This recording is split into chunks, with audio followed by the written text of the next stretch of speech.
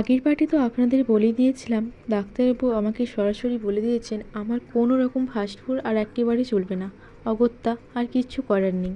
তা আজকে ভাবলাম চলুন, আর তো কোনো রকমভাবে রিস্ক নেওয়া যাবে না ফাস্টফুড খেয়ে, তাহলে চলুন একটা হেলদি খাবার বানানো যাক।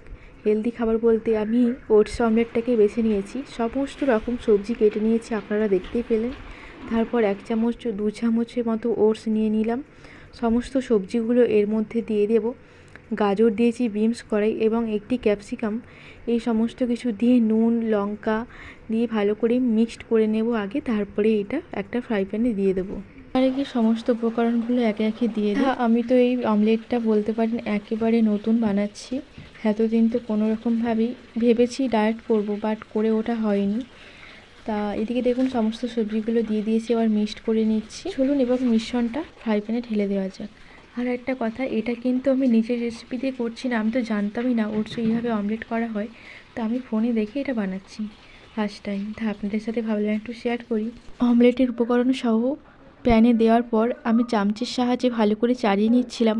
আর একটা কথা মাথার মধ্যে ভীষণভাবে ঘোরাফেরা করছিল যে এই অমলেটটাকে আমি কীভাবে উল্টাতে গেলেই তো ভেঙে যাবে। তারপর দেখলাম না, খুবই সহজভাবে উল্টাতে পেরেছি।